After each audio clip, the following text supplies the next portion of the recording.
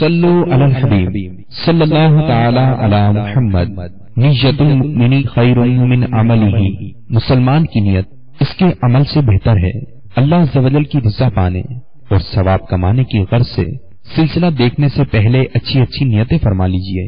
اللہ کی رضا کی خاطر علم دین حاصل کروں گا، سیکھ کر دوسروں تک نیکی کی دعوت پہنچاؤں گا، خاص خاص باتیں لکھوں گا، اول تا آخر دیکھوں گا۔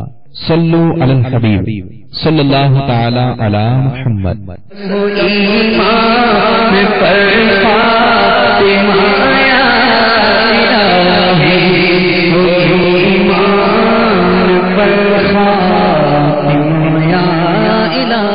الحمدللہ رب العالمین،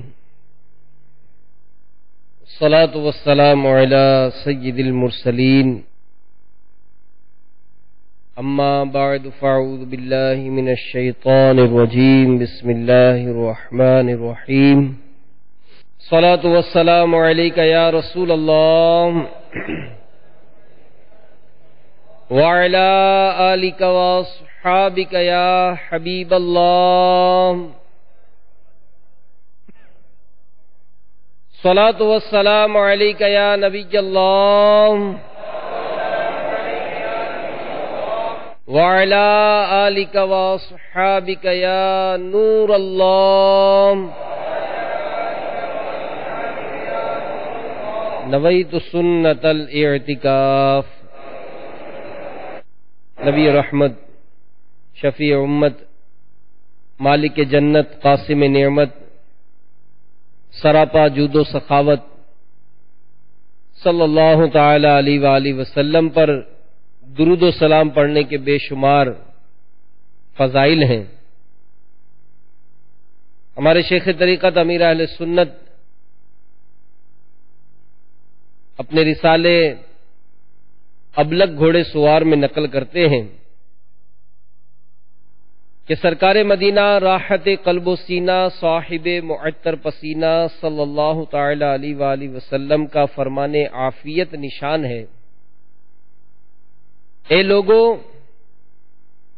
بے شک بروز قیامت اس کی دہشتوں اور حساب کتاب سے جلد نجات پانے والا وہ شخص ہوگا جس نے تم میں سے مجھ پر دنیا کے اندر بکثرت درود پاک پڑھے ہوں گے۔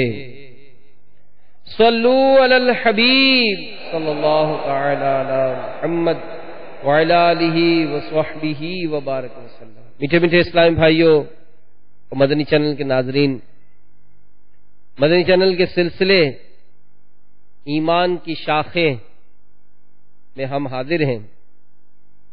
اس سے پہلے کہ باقاعدہ بیان کا سلسلہ شروع ہو، آئیے کچھ اچھی اچھی نیتیں کر کے اپنے ثواب کو مزید بڑھا لیتے ہیں۔ حدیث پاک میں ہے، ہمارے پیارے پیارے آقا مکی مدنی مصطفیٰ صلی اللہ تعالی علیہ وآلہ وسلم کا ارشاد ہے: مومن کی نیت اس کے عمل سے بہتر ہے۔ اور امیر علیہ سنت نیتوں کی ترغیب دلاتے ہوئے ارشاد فرماتے ہیں کہ جتنی زیادہ نیتیں ہوں گی اتنا ہی ثواب بڑھتا چلا جائے گا۔ بیان کی تعظیم کی نیت سے ہو سکا تو جتنا ممکن ہوا دو زانوں بیٹھ کر اول تاخیر بیان سنوں گا۔ جو ضروری مدنی پھول ہوئے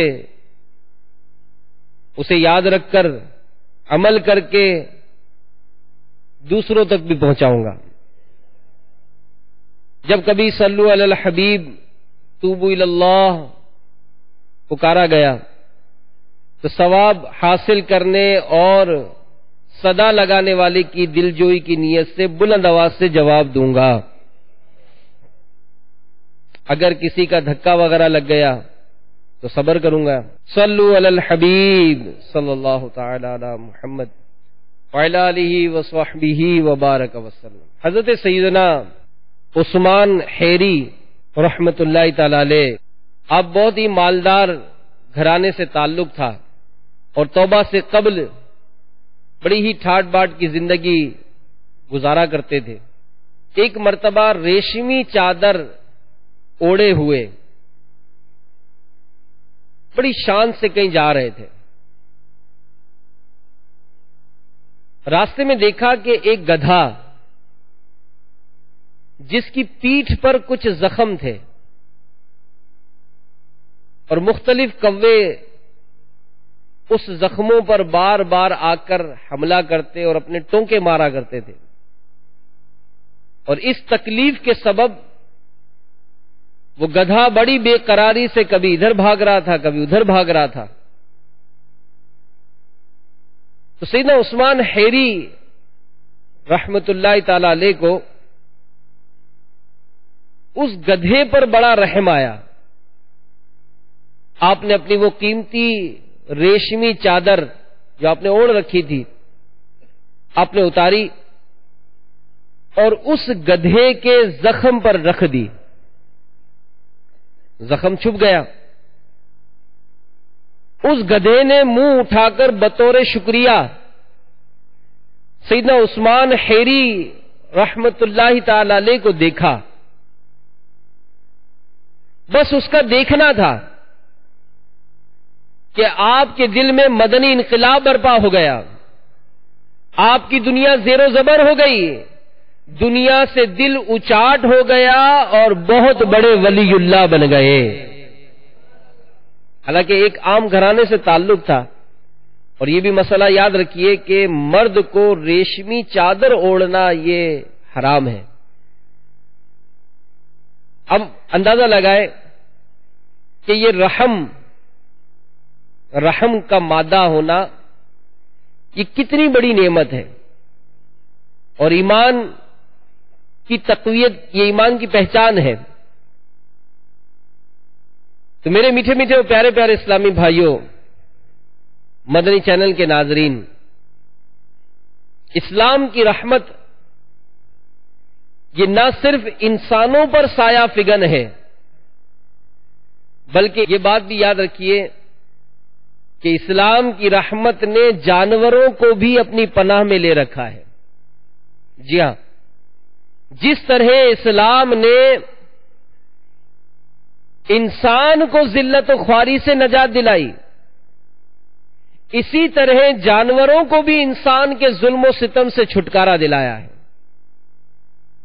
یعنی اسلام سے پہلے جو انسان انسانیت کی عزت و تکریم سے واقف نہ تھا، اس سے جانوروں کے ساتھ حسن سلوک کی کیا توقع کی جا سکتی ہے؟ یعنی ذرا تصور کریں کہ جانوروں کے ساتھ یہ کیسا سلوک کیا کرتے تھے۔ چنانچہ منقول ہے کہ عرب میں عام رواج تھا کہ جانوروں کو اپنی فیاضی، سخاوت اور دولت مندی کے اظہار کا ذریعہ بناتے تھے۔ دو آدمی شرط لگاتے، ہاتھ میں تلوار ہوتی، بھالے ہوتے، نیزے ہوتے، اب وہ جانوروں کے ریوڑ میں گھس جاتے اور مخصوص وقت کے لیے وہ بڑی بے دردی کے ساتھ وہ تلواریں، بھالے، نیزے چلاتے، اور اس وقت کو گزار کر وہ باہر آتے تو جو جس قدر جانوروں کو کاٹتا،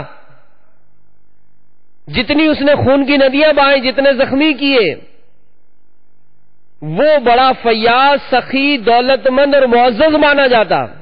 یعنی اس طرح وہ بازی جیتتا اور لوگ کھڑے ہو کر تالیاں بجاتے اور اس کو کندھوں پر اٹھا لیا جاتا۔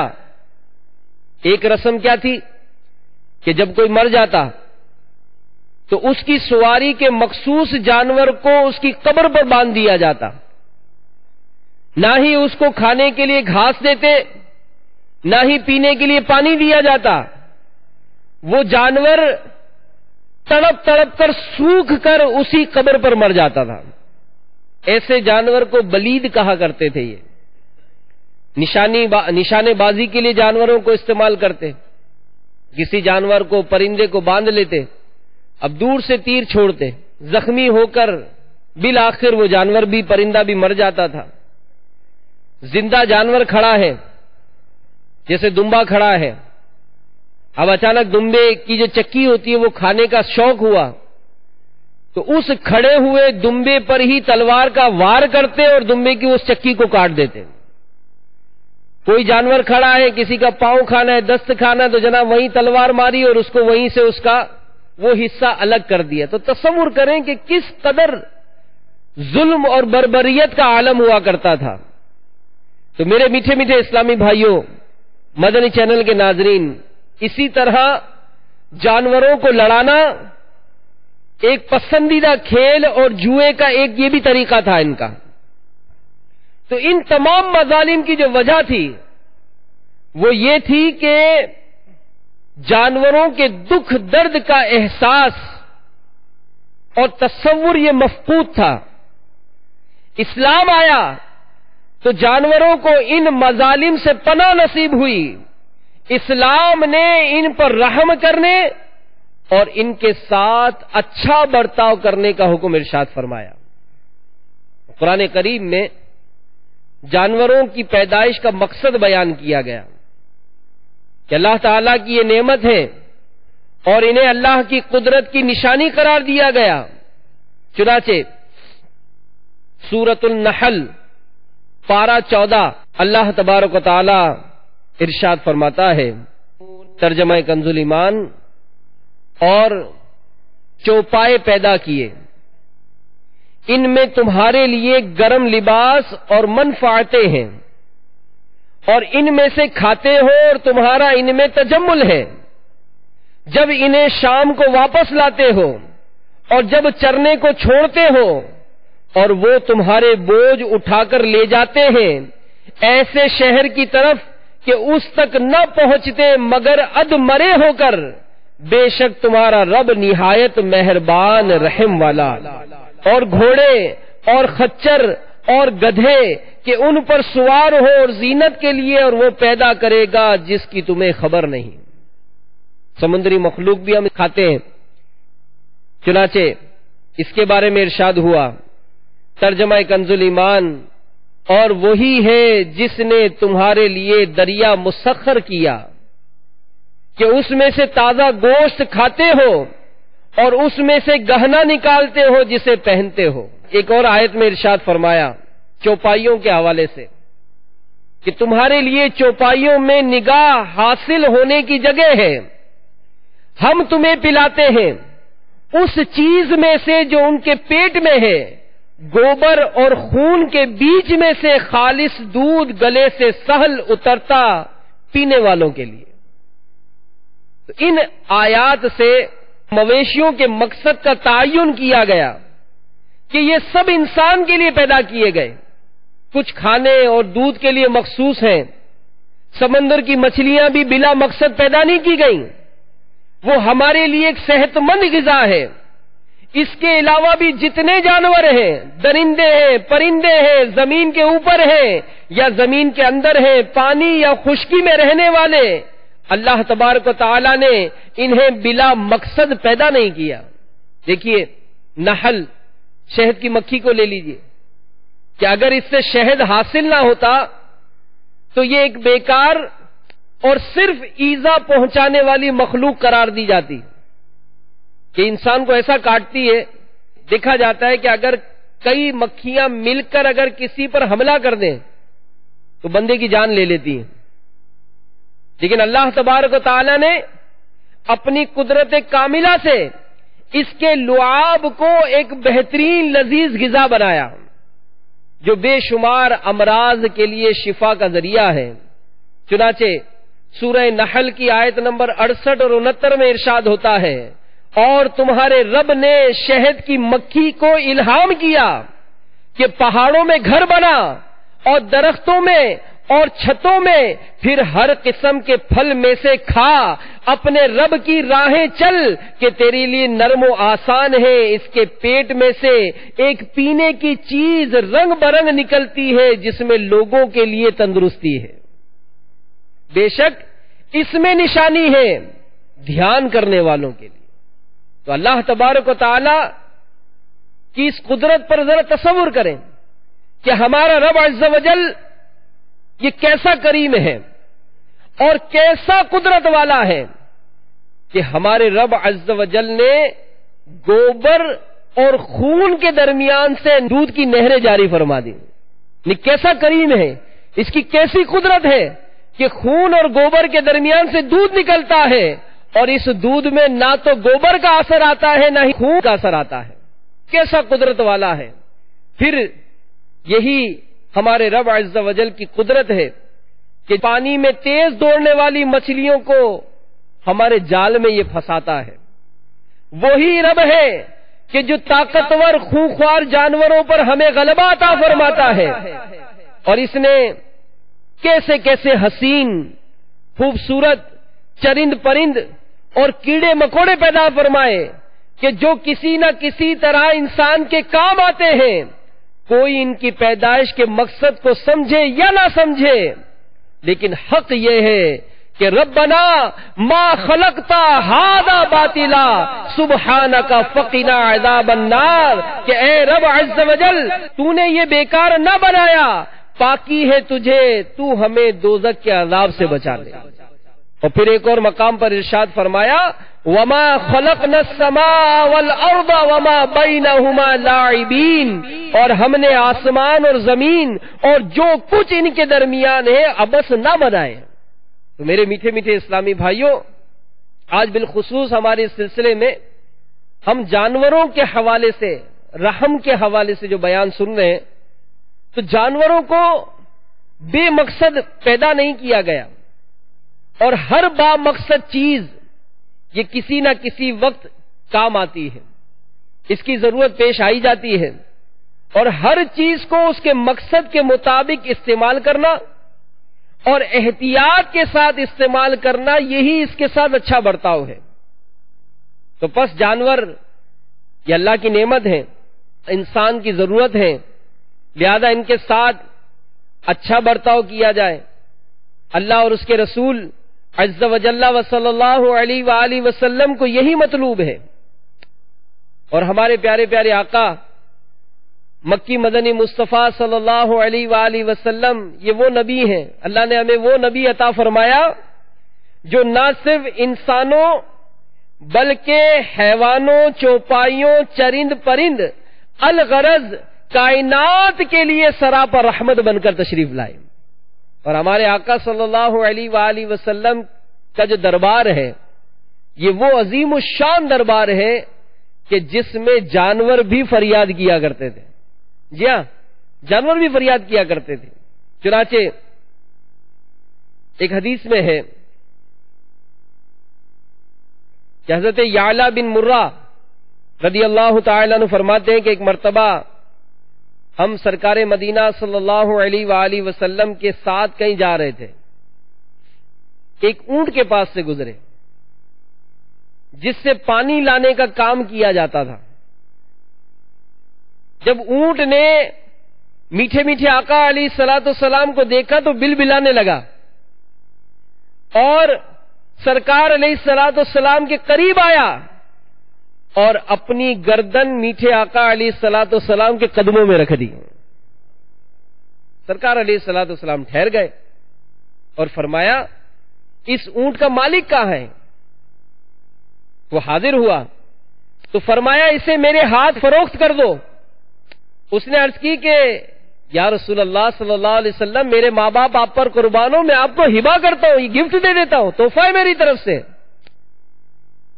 حالانکہ اس شخص کے پاس اس کے علاوہ کوئی ذریعہ معاش نہیں تھا. تو حضور اقدس صلی اللہ علیہ وآلہ وسلم نے فرمایا کہ اب تم نے اس کے بارے میں یہ بات کی ہے اور اس اونٹ نے تمہارے کام زیادہ لینے اور چارہ پانی کم دینے کی شکایت کی ہے، لہذا اس کے ساتھ اچھا سلوک کیا کرو. تو میرے میٹھے میٹھے اسلامی بھائیوں، مدنی چینل کے ناظرین، جانوروں سے یوں تو ہمارا تعلق رہتا ہے. گوشت کوئی روزانہ کھاتا ہے تو کوئی ہفتے میں کھاتا ہے، تو کوئی نہ کوئی اس طرح سے جانوروں سے تعلق رہتا ہے. اور بالخصوص قربانی کے جو ایام ہیں تو ان میں بھی جانوروں سے بہت زیادہ تعلق ہو جاتا ہے کہ گھر میں مطلب قربانی کے جانور لائے جاتے ہیں. تو یاد رکھیے کہ قربانی کے جانور ہو یا کسی مقصد کے لیے جانور کو پالا جائے، مثلا سواری کے لیے اگر کوئی پالتا ہے، دودھ حاصل کرنے کے لیے جانور پالے جاتے ہیں، چاہے اپنی ذات کے لیے ہو یا تجارت کے لیے ہو. حتیٰ کہ حفاظت کے لیے کتا پالنے کی بھی علماء نے اجازت دی، مگر اس کے شرعی تقاضے ہیں. تو جو جانور ہمارے تعلق میں آئے ہیں تو یاد رکھیے کہ ان کے ساتھ رحم کرنے کا بھی ارشاد ہوا ہے، اور جو خاص کر جانور پالتے ہیں وہ غور کریں کہ ہمارے پیارے پیارے آقا صلی اللہ علیہ وآلہ وسلم نے فرمایا کہ جب تم ہریالی میں سفر کیا کرو تو اونٹ کو زمین سے اس کا حق دو، یعنی آہستہ آہستہ چلو کہ اونٹ گھاس وغیرہ کھاتا چلے، اور جب قحط سالی میں سفر کرو تو جلدی سے مسافت طے کر لیا کرو کہ زمین چٹیل ہو، کہیں گھاس وغیرہ نہ ہو تو جلدی سفر کرو تاکہ اونٹ بھوکا پیاسا ہونے سے پہلے منزل پر پہنچ جائے۔ اور ایک اور روایت میں ہے کہ نبی کریم صلی اللہ علیہ وآلہ وسلم نے فرمایا کہ تم اپنی سواریوں کی پشت کو منبر نہ بناؤ کہ انہی پر بیٹھے باتیں کرتے رہو، کھانا کھاتے رہو یا سوتے رہو، اور جانور کو تکلیف ہوتی ہے۔ اللہ نے صرف اس لیے تمہارا فرما بردار بنایا ہے کہ وہ تمہیں ایک شہر سے دوسرے شہر پہنچا دیں جہاں تم ان کے بغیر مشکل ہی سے پہنچ پاتے۔ اللہ نے تمہارے لیے زمین بنائی ہے، اس پر اپنی ضروریات پوری کرو، جانوروں کو کیوں تکلیف دیتے ہو؟ حضرت انس رضی اللہ تعالیٰ عنہ فرماتے کہ جب ہم سفر کے دوران کسی جگہ ٹھہرتے تو اس وقت تک نوافل نہ شروع کرتے جب تک کجاوے نہ کھول لیتے، یعنی سواریوں کو سفر کی حالت اور بوجھ سے آزاد کیے بغیر اپنی ضروریات میں مصروف نہ ہوتے۔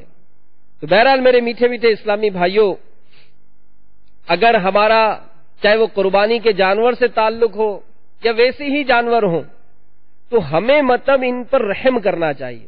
اور بعض اوقات اس میں دیکھا جاتا ہے کہ جانوروں کو تکلیف دی جاتی ہے، پتھر مارے جاتے ہیں، کبھی ڈنڈے مار دیے۔ حضرت سیدنا ابن عمر رضی اللہ تعالی عنہما سے مروی ہے کہ نبی رحمت صلی اللہ علیہ وآلہ وسلم نے اس شخص پر لعنت فرمائی جو کسی روح والی چیز پر نشانہ بازی کرے، تو اس لیے آپ نے کنکر یا پتھر پھینکنے کو منع فرمایا کہ کسی جانور یا انسان کو تکلیف پہنچ سکتی ہے۔ ایک اور روایت میں ہے کہ سرکار علیہ الصلوۃ والسلام منع فرمایا کرتے تھے کنکر پھینکنے سے، کیونکہ کنکر سے کسی چیز کو شکار نہیں کیا جاتا اور نہ اس سے دشمن ہلاک ہو سکتا ہے، لیکن دانت توڑتا اور آنکھ پھوڑتا ہے، اور یہ بچے عموماً زیادہ کرتے ہیں۔ شہروں میں بھی دیکھا جاتا ہے کہ اگر بلی نے کتیا نے بچے دیے تو دیکھا جاتا ہے کہ بچے جو وہ چھوٹے چھوٹے بلی کے بچوں کو، کتے کے بچوں کو مطلب وہ پٹا ڈال کر ان کو کھینچا کرتے ہیں، بلی کے بچوں سے کھیلا کرتے ہیں، یہاں تک کہ بعض اوقات تو دبا کر یہ مار دیا کرتے ہیں۔ گلی محلے میں اگر کتے نظر آتے ہیں تو ان کو پتھر مارنا، اور یہ چھوٹوں کا بھی نہیں، یہ ایسے نادان بڑے بھی ہوتے ہیں کہ بڑے بھی مطلب بیٹھے ہوئے اگر کوئی جانور گزر رہا ہے تو پتھر اٹھا کر پھینک دیا اس کو، کوئی ڈنڈا مار دیا اس کو۔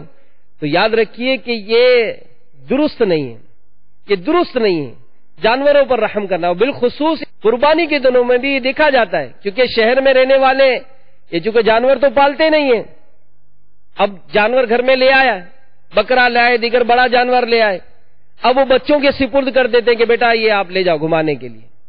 اب باہر بچے لے کر نکلے، ارے بکرے نے چلنے سے انکار کر دیا، بڑے جانور نے چلنے سے انکار کر دیا، اب کوئی اس کی دم موڑ رہا ہے تو کوئی اس کے کان کو کھینچ رہا ہے، تو کوئی جناب وہ ڈنڈا لے کر پیٹنا شروع کرتے ہیں کہ چلتا کیوں نہیں ہے۔ تو میرے بھائی، آپ گاؤں سے اگر شہر کوئی عام آدمی بھی آتا ہے تو یہاں کی ٹریفک، یہاں کا شور، یہاں کی بسوں کے گاڑیوں کے ہارن سن کر وہ ڈر جاتا ہے، تو یہ جانور جو جنگلوں میں رہا، کھیتوں میں پلا، اس نے کبھی ایسی ٹریفک تو نہیں دیکھی تھی، ایسا شور شرابہ تو نہیں دیکھا تھا۔ اب یہ جو گھبرا رہا ہے تو اس کی گھبراہٹ کیسے دور ہوگی؟ اور ہم ہیں کہ یہ چل نہیں رہا ہے تو اس کو مار پیٹنا شروع کر دیا۔ پھر بعض نادان ایسا بھی دیکھا جاتا ہے کہ مویشیوں کی منڈیوں میں چلے جاتے ہیں، خریدنا ہوتا نہیں ہے، ایسے شوق سے گھومنے پھرنے نکل گئے، اب وہ جانوروں کا ریوڑ ہے تو اس میں گھس گئے، تو اس کے دانت دیکھ رہے ہیں تو اس کو مطلب اس کی پونچھ موڑ رہے ہیں۔ اب کسی جانور کو آپ کا آنا پسند نہیں آیا اور اس نے سر گھما کر اپنا سینگ آپ کو لگا دیا، یا آپ پیچھے سے گزر رہے تھے، کسی نے اپنی ٹانگ اچھالی اور آپ کے جسم کے اس نے بوسے لے لیے، اب اس جانور نے آپ کو مارا تو دیکھا جاتا ہے کہ وہ جانور کو مارنا شروع کر دیتا ہے کہ اس نے مجھے سینگ کیوں مارا. ارے میرے بھائی آپ سوچے کہ آپ گھسے کیوں ہیں اس کے پاس. شیخ سعدی رحمت اللہ تعالی علیہ نے بوستان سعدی میں ایک حکایت نقل کی. آپ فرماتے ہیں کہ ایک صحرائی، یہ صحرا میں جو گھومتے پھرتے ہیں، یہ صحرائی صحرا سے گزر رہا تھا. اب گزرتے گزرتے ایک صحرائی کتے نے اسے کاٹ لیا. اب اس کی تکلیف بہت تھی. رات وہ اپنے گھر میں چلانے لگا، اس کو بہت تکلیف ہو رہی تھی. اب وہ شور مچا کر اس نے اپنے پورے گھر کو سر پر اٹھا لیا تھا. اس کی ایک چھوٹی سی بچی تھی. اس بچی نے جب اپنے باپ کو اس طرح روتے دھوتے دیکھا تو بچی کہنے لگی کہ ابا، جب اس کتے نے اپنے دانتوں سے آپ کو کاٹا تو آپ کی بھی تو دانت ہیں، آپ نے اس کو کیوں نہیں کاٹا؟ جب کتے نے آپ کو کاٹا تو آپ کے بھی تو دانت ہیں، آپ نے اس کو کیوں نہیں کاٹا؟ تو وہ صحرائی جو تھا وہ ہنس پڑا اور کہنے لگا بیٹا وہ جانور تھا، میں انسان ہوں. وہ جانور تھا، میں انسان ہوں. تو اب ہم بھی سوچیں کہ جس کا کان ہم موڑ رہے ہیں، جس کی دم ہم گما رہے ہیں اور جس کو ڈنڈے سے ہم پیٹ رہے ہیں، وہ کون ہے؟ وہ جانور ہے. آپ انسان ہیں. اب انسان ہیں، جانوروں پر رحم کیجئے، جانوروں سے کے ساتھ اچھا سلوک کیجئے کہ جانوروں سے اچھا سلوک کرنا یہ مغفرت کا ذریعہ بن جاتا ہے. جی ہاں، حضرت سیدنا ابو ہریرہ رضی اللہ تعالیٰ عنہ بیان کرتے ہیں کہ حضور نبی کریم صلی اللہ علیہ وآلہ وسلم نے ایک شخص کا واقعہ بیان کیا جو سفر کر رہا تھا. اسے سخت پیاس لگی، وہ پانی تلاش کرنے لگا. ایک کنواں نظر آیا، بہت مشکل اس میں اترا. پانی پی کر باہر نکلا تو اس نے ایک کتا دیکھا جو کنویں کے کنارے کھڑا پیاس کے مارے زبان باہر نکالے ہوئے تھا، مٹی چاٹ رہا تھا. اس شخص کو احساس ہوا کہ جس طرح مجھے پیاس لگی ہے اس کتے کو بھی پیاس لگی ہے. وہ دوبارہ کنویں میں اترا، اپنے موزے میں اس نے پانی بھرا، اوپر آیا، اس پیاسے کتے کے منہ میں پانی ڈالا. اللہ تعالی نے اس کے اس عمل کے سبب اس کی مغفرت فرما دی. تو ہم رحم کا مادہ پیدا تو کریں، ہم چیک تو کریں اپنے آپ کو کہ میرے اندر کتنی نرمی ہے، کتنا رحم ہے، یا میرے اندر بڑی شدت ہے. بلکہ جب چھوٹے تھے، اب بھی ہوتا ہی ہوگا، جو کھوتا گاڑی چلاتے، گدھا گاڑی چلاتے، کیونکہ پہلے یہ شہروں میں بھی بہت نظر آتے تھے، تو دیکھا جاتا تھا کہ وہ اپنے اس گدھے کو چلانے کے لیے اس کی پیٹھ پر ایک زخم کیا کرتے تھے. اور جب کبھی وہ گدھا یہ چلنے میں مطلب اڑی کرتا تھا، بعض گھوڑا گاڑی والے بھی کرتے تھے، تو اس زخم پر وہ لکڑی کا وہ ٹکڑا مارتے تھے جس سے وہ گدھا یا گھوڑا جو تھا وہ اچھلتا تھا اور بڑی تیزی کے ساتھ چلنا شروع کرتے تھا. تو اب ہم غور کریں اور سوچیں کہ اگر ہمارے انگلی میں ہی تھوڑی سی کھال اتر جائے یا چھری سے تھوڑا سا کٹ لگ جائے، اگر بے دھیانی میں ہمارا ہاتھ لگ جائے، وہ ہاتھ لگنا جو ہے وہ ہمیں اچھال کر رکھ دیتا ہے. تو اس گدھے کو، اس گھوڑے کو یا اس کے جانور کے زخم پر ہم جو چھیڑ چھاڑ کر رہے ہیں، اس کو ہاتھ مار رہے ہیں، اس کو مطلب تنگ کر رہے ہیں، اب بتائیں کس قدر اس کو تکلیف ہوتی ہوگی. تو بعض ایسے جانور محلوں میں بھی نظر آتے ہیں، محلوں میں بھی نظر آتے ہیں. اب ذرا کتے بلیاں یہ تو شہروں میں بھی عام ہیں. اب بعض ایسے جانور ہوتے ہیں جو قابل رحم ہو جاتے ہیں، لیکن ہم چیک کریں، غور کریں کہ کیا ہمارے دل میں کوئی نرمی پیدا ہوتی ہے کہ نہیں. ایک ظالم شخص کے بارے میں کتابوں میں لکھا ہے کہ ایک مقام سے گزر رہا تھا، سخت سردی تھی، ایک خارشی کتا یہ سردی سے کانپ رہا تھا، تو اس کو بڑا اس پر رحم آیا. اس خارشی کتے کو وہ گھر لے آیا اور اس خارشی کتے پر اس نے چادر ڈالی تاکہ اس کو راحت ملے. جب وہ شخص مرا، اسے کسی نے خواب میں دیکھ کر پوچھا کہ اللہ تعالیٰ نے تیرے ساتھ کیا معاملہ کیا؟ اس نے کہا کہ اس خارشی کتے پر رحم کی وجہ سے اللہ تعالیٰ نے میری بخشش فرما دی. تو نہ جانے کون سی نیکی پسند آ جائے. تو ہر ذی روح اس پر رحم کرنے کا حکم دیا گیا کہ اللہ تعالیٰ نے انہیں جانوروں کو ہمارے قابو میں دے دیا ہے. ورنہ جو جانور جس کی گھوم جاتی ہے، جس نے رسی توڑوا لی، اب وہ جب بھاگتا ہے تو آپ پکڑ لیں اس کو، وہ ہاتھ میں نہیں آتا ہے. تو ہم دیکھتے ہیں کہ واقعی یہ جانور کو قابو دینا یہ بھی رب کی ایک قدرت ہے، یہ انعام ہے. تو اب مطلب اگر ہم ان پر رحم نہیں کریں گے تو یاد رکھیے کہ اس کی احادیث مبارکہ میں سخت وعیدیں بھی آئی ہیں. جیسا کہ میرے آقا اعلی حضرت امام اہل سنت مولانا شاہ امام احمد رضا خان علیہ رحمت الرحمان فتاوی رضویہ جلد 12 صفحہ 256 پر نقل کرتے ہیں کہ صحیح بخاری وغیرہ میں ہے، حضرت عبداللہ بن عمر رضی اللہ تعالیٰ عنہما روایت کرتے ہیں کہ رسول اکرم نور مجسم شاہ بنی آدم صلی اللہ علیہ وآلہ وسلم فرماتے ہیں کہ ایک عورت دوزخ میں گئی ایک بلی کے سبب کہ اسے باندھ کر رکھا تھا، نہ اسے کھانا دیا، نہ چھوڑا کہ زمین کے چوہے وغیرہ کھا لیتی. وہ بلی دوزخ میں اس عورت پر مسلط کی گئی کہ اس کا آگا پیچھا دانتوں سے نوچ رہی تھی. اگر تصور کریں اور غور کریں کہ یہ جانور اگر قیامت کے دن ہم پر مسلط کر دیے گئے، آج ہمارے تو قابو میں کہ ٹھیک ہے بڑا جانور ہے، لیکن آپ نے بھی 2 جگہ سے اس کو باندھ رکھا ہے اور جناب اس کا منہ بھی باندھ رکھا ہے اور 2-4 جانے اس کو پکڑے ہوئے اور وہ نہیں چل رہا تو آپ نے اس کو ڈنڈوں سے پیٹنا شروع کر دیا. آپ سواری کر رہے ہیں، اس جانور کو زخم کر کے آپ اس کو گھونپ رہے ہیں، اس کو مار رہے ہیں. لیکن اگر قیامت کے دن یہی جانور ہم پر مسلط ہو گیا تو کیا ہوگا؟ اور پھر قربانی کا جانور. میرے میٹھے میٹھے اسلامی بھائیوں، مدنی چینل کے ناظرین، اس قربانی کے جانور کی اہمیت کا اندازہ تو لگائیں. کس قدر یہ عظیم نعمت ہے، کس قدر عظیم نعمت ہے کہ ہمارے پیارے پیارے آقا مکی مدنی مصطفیٰ صلی اللہ تعالی علیہ وآلہ وسلم اس قربانی کے جانور کی فضیلت کیا بیان فرما رہے ہیں. انسان بقر عید کے دن کوئی ایسی نیکی نہیں کرتا جو اللہ تعالیٰ کو خون بہانے سے زیادہ پیاری ہو. یہ قربانی قیامت میں اپنے سینگوں، بالوں اور کھروں کے ساتھ آئے گی، اور قربانی کا خون زمین پر گرنے سے پہلے اللہ کے ہاں قبول ہو جاتا ہے. لہذا اسے خوش دلی سے کرو.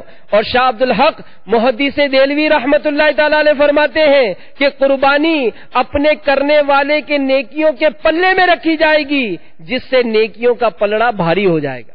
اور ملا علی قاری رحمت اللہ تعالی علیہ مزید فرماتے ہیں کہ پھر اس کے لیے سواری بنے گی جس کے ذریعے یہ شخص بآسانی پل صراط سے پار ہو جائے گا.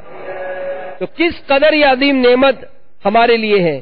تو بہرحال میرے میٹھے میٹھے اسلامی بھائیوں اور مدنی چینل کے ناظرین، ہمیں چاہیے کہ بالخصوص اس قربانی کے جانور کا ہم بہت زیادہ اکرام کریں. اور حدیث پاک میں بھی ہے کہ بکری کی عزت کرو، یہ جنتی جانور ہے. تو جو قربانی کے جانور ہم لائیں ان کے چارے پانی کا خیال کریں اور ان کی دیکھ بھال کریں. اور بالخصوص جب قربان گاہ کی طرف لے جایا جائے، جب انہیں ذبح کیا جائے تو اس وقت جو ہے ان کے ساتھ بڑا اچھا سلوک کیا جائے. اس کی پوری تفصیلات میرے شیخ طریقت امیر اہل سنت نے اپنے رسالے ابلغ گھوڑے سوار میں تحریر فرمائی ہے، اسے ضرور حاصل کریں. اللہ تعالی ہمیں عمل کی توفیق عطا فرمائے. آمین بجاہ النبی الامین صلی اللہ علیہ وآلہ وسلم.